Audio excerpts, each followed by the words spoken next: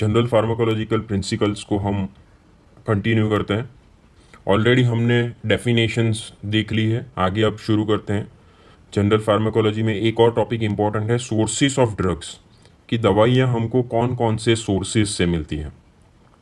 तो पहला सोर्स है प्लांट सोर्सेस, और जिसके बारे में हम काफ़ी जानते हैं कि प्लांट्स में से काफ़ी सारी दवाइयाँ मिलती हैं। कुछ एग्जांपल्स आपको याद रखने पड़ेंगे, अभी एग्जांपल्स आपको रटना पड़ेगा क्योंकि वो सिस्टमिक फार्मेक में आएंगे आपको पर्टिकुलर चैप्टर में, तो आपको फिर ज़्यादा इजी होगा। लेकिन अभी आप दो चार एग्जांपल याद कर सकते हैं, जैसे मॉर्फिन है, एट्रोपिन एट्रोपा बेलाडोना में से मिलता है, एंटी मलेरियल ड्रग क्विनीन है।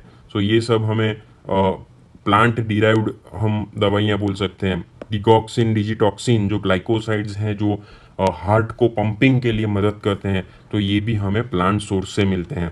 रेजरपिन, एफेड्रिन, ये सब दवाइयाँ आप ऑटोनॉमिक नर्वस सिस्टम में देखेंगे। प्लांट्स में से ऑयल बेस हमको कैस्टर ऑयल मिलता है, जिसका काफ़ी फार्माकोलॉजिकल एक्शन है। यूकेलिप्टस ऑयल, नीलगिरी ऑयल, ये सब ऑयल बेस वो भी प्लांट डिराइव्ड सोर्स है। फिर कुछ ड्रग्स होते हैं वो हमें एनिमल्स में से मिलते हैं। For an example insulin, pork और बीफ में से हमको काफ़ी इंसुलिन मिलते हैं। हिपेरिन, उनमें से हमें एनिमल सोर्सेस में से हिपेरिन इंसुलिन डिराइव किए, उसके बाद उसको प्योरिफिकेशन प्रोसेस के बाद धीरे धीरे धीरे उसको यूटिलाइज किया। तीसरा जो सोर्स है वो मिनरल सोर्सेस है। फॉर एन एग्जांपल काफ़ी सारे जो आयन्स होते हैं, जैसे मान लीजिए कि आयरन है, फेरस सल्फेट, मैग्नीशियम सल्फेट, तो ये सब चीज़ें बॉडी में बहुत ज़रूरी होते हैं उसकी डेफिशिएंसी स्टेट में, तो उसमें यूटिलाइज की जाती है, वो मिनरल सोर्सेस से मिलता है। फिर काफ़ी सारी ड्रग्स माइक्रो ऑर्गेनिजम्स में से मिलते हैं। जी हाँ, कुछ बैक्टीरिया है, कुछ फंगाई है, सो उनके अंदर से भी हम दवाइयाँ निकालते हैं, सो दवाइयाँ प्रिपेयर करते हैं। एग्जाम्पल पेनिसिलिन जो फंगस में से हमें डिराइव हुई थी, स्ट्रेप्टोमाइसिन, ग्रिजोफोल्विन, सो काफ़ी सारी एंटी फंगल दवाइयाँ वो फंगस में से मिलती है, तो फंगस के अंदर से हम डिराइव करते हैं और उसी के सामने यूज़ करते हैं उसको चेंज करके। सो ये माइक्रो ऑर्गेनिजम्स भी एक सोर्स होते हैं दवाइयों के। फिर होता है सेमी सिंथेटिक, उसको नेचुरल और सिंथेटिक प्रोसेस दोनों को मिक्स करके बनाया जाता है, जैसे हाइड्रोमॉर्फोन, हाइड्रोकोडोन, ये सब सेंट्रल नर्वस सिस्टम में हम देखेंगे ये दवाइयों के बारे में। और फिर होता है फुली सिंथेटिक, जो हम केमिकल प्रोसेस से ही बनाते हैं। मोस्ट ऑफ द ड्रग अभी जो बनती है वो सिंथेटिक प्रोसेस से ही बनाई जाती है, जैसे एस्पिरिन और paracetamol. So these are the sources of drugs जो आप याद रख सकते हैं। एक तो सोर्स हर एक में आप याद रखेंगे तो आपको ईजी होगा। अभी काफ़ी सारी दवाइयाँ जेनेटिक इंजीनियरिंग से भी बनाई जाती है, उसको डीएनए रिकम्बिनेंट टेक्नोलॉजी बोलते हैं। अभी नए प्रकार के इंसुलिन आ गए हैं, नए प्रकार के सब कुछ हार्मोन्स आ गए हैं और वैक्सीन्स हैं। ये सब हम जिस जेनेटिक इंजीनियरिंग से डीएनए रिकम्बिनेंट टेक्नोलॉजी को यूज़ करके बनाते हैं, जिससे क्या होता है कि उसका एंटीजेनिसिटी मीन्स के शरीर के अंदर जाने के बाद जो रिएक्शन होता है उसका बहुत कम हो जाता है। सो ये जेनेटिक इंजीनियरिंग अभी बहुत नया अप्रोच है और जिससे भी दवाइयाँ बनाई जाती हैं। इसके बारे में जानना बहुत ज़रूरी है, इसे बोलते हैं हम ड्रग नोमेनक्लेचर, मीन्स दवाइयों के नाम के बारे में पूरी जानकारी। यहाँ पे दो चीज़ें जानना बहुत ज़रूरी है कि जैसे मैं आपको एग्जांपल देता हूँ तो उसके बाद वो आपको बहुत इजी हो जाएगा। हम जानते हैं पैरासीटामोल, ठीक है, पैरासीटामोल एक नाम रहता है और एक नाम रहता है कालपोल। तो ये दोनों नाम है, ये दोनों में चीज़ तो सेम ही है, पैरासीटामोल ही है, लेकिन दो नाम क्यों? तो ये जो दो नाम है उसमें जो पैरासीटामोल नाम है उसे बोलते हैं हम जनरिक नाम, जनरिक नेम।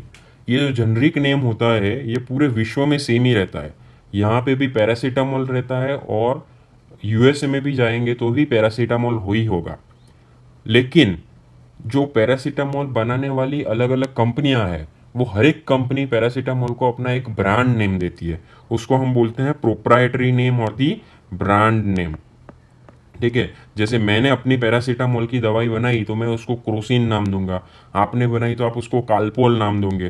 तो हर एक कंपनी अलग अलग पैरासीटामोल की जो दवाइयाँ पैकेजिंग बनाती है तो अपने हिसाब से नाम देती है, लेकिन उसमें कंटेंट तो पैरासीटामोल ही रहता है। सो पैरासीटामोल जेनरिक नेम होता है जो पूरे विश्व में एक ही होता है, और प्रोप्राइटरी नेम या ब्रांड नेम अलग अलग होता है जो भी फार्मास्यूटिकल कंपनी उसे बनाती है वो। और एक तीसरा नाम जो होता है वो केमिकल नेम होता है, वो भी हर एक जगह पे सेम ही होता है। जो पैरासीटामोल का केमिकल स्ट्रक्चर है उसके हिसाब से उसको नाम दिया जाता है, जैसे एसिटाइल पी अमीनोफिनॉल, जो यहाँ पे कहते हैं। सो ये ड्रग नोमेनक्लेचर है, इस तरह के नाम होते हैं। स्पेशली ब्रांड नेम और जेनरिक नेम क्या है इसके बारे में आपको जानना बहुत ज़रूरी है। दूसरी इंपॉर्टेंट एक चीज़ है ड्रग कंपेंडिया। क्या होता है ये ड्रग कंपेंडिया? तो ड्रग कंपेंडिया में अभी हम बात करते हैं, दो चीज़ों की बात करते हैं। एक होता है फार्माकोपिया और एक होता है फॉर्मूलरीज। ड्रग कंपेंडिया मीन्स कि दवाइयों के बारे में पूरी जानकारी देने वाला सोर्स, वो सोर्स की जो दवाइयों के बारे में पूरी जानकारी देता है, तो उसे हम ड्रग कंपेंडिया बोलते हैं। उसमें एक टाइप है फार्माकोपिया, उसमें एक दूसरा टाइप है फॉर्मूलरीज। ये जो दोनों कंपेंडिया है वो कौन बाहर लाता है, वो कौन पब्लिश करता है? वो गवर्नमेंट पब्लिश करती है जो भी कंट्री का, और उसका लीगल स्टेटस होता है, क्योंकि उसमें जो दी गई चीज़ें होती है वो बहुत ही इंपॉर्टेंट और ऑथेंटिक होती है, इसलिए उसको ऑफिशियल कंपेंडिया भी कहते हैं। तो ऑफिशियल गवर्नमेंट दवाइयों के बारे में पूरी जानकारी वाले पुस्तक बाहर निकालते हैं, जिसे हम फार्माकोपियाज या फॉर्मूलरीज कहते हैं। और कई बार गवर्नमेंट के अलावा कुछ नॉन ऑफिशियल कंपेनियाज भी होते हैं, जो कुछ प्रोफेशनल बॉडीज़ होते हैं या कुछ एनजीओज होते हैं, वो लोग पब्लिश करते हैं, वो भी दवाइयों के बारे में इंफॉर्मेशन देते हैं। तो ये जो दवाइयों के बारे में पूरा इंफॉर्मेशन है, सो उसे हम बोलते हैं ड्रग कंपेंडिया। अभी देखते हैं फार्माकोपिया क्या है, फॉर्मूलरीज क्या है। तो फार्माकोपिया जैसे मैंने बताया कि ये मेरे ख्याल से पूरा का पूरा दवाइयों के बारे में सब कुछ ज्ञान जो होता है वो फार्माकोपिया होता है। लेकिन ये ज्ञान किसके लिए है? ये ज़्यादा से ज़्यादा इम्पोर्टेंट है फार्मास्यूटिकल कंपनीज के लिए।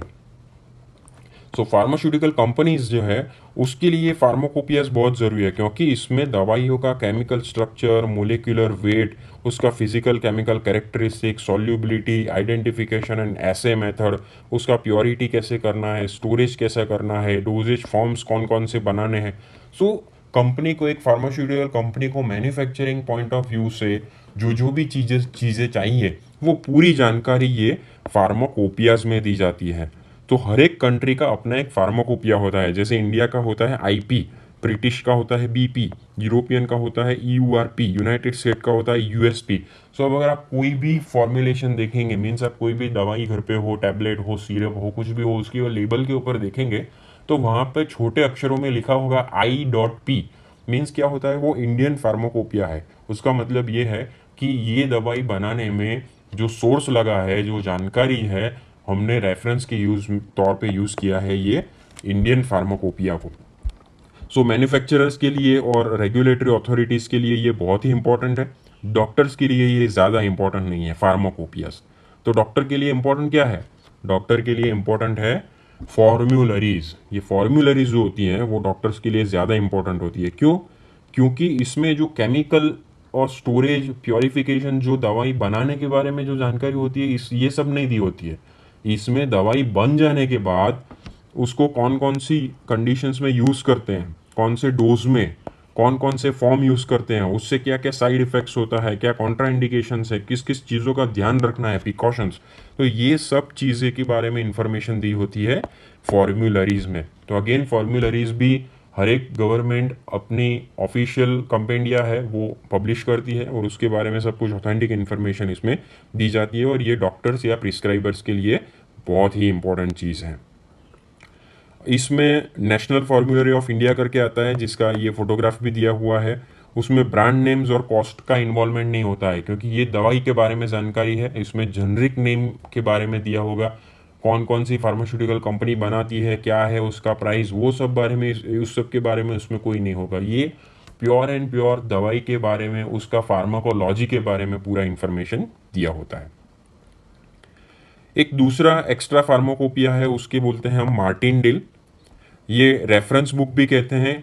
ये गवर्नमेंट नहीं रिलीज़ करता है, ये एक अलग ऑर्गेनाइजेशन से, royal pharmaceutical society of great Britain, ये पब्लिश करता है हर 2 या 3 साल पे, जिसको हम इसीलिए नॉन ऑफिशियल कंपेंडिया भी बोलते हैं, क्योंकि गवर्नमेंट नहीं रिलीज़ करता है। रेफरेंस बुक भी बोल सकते हैं, क्योंकि काफ़ी सारे डिटेल इन्फॉर्मेशन दवाई के बारे में दिया होता है।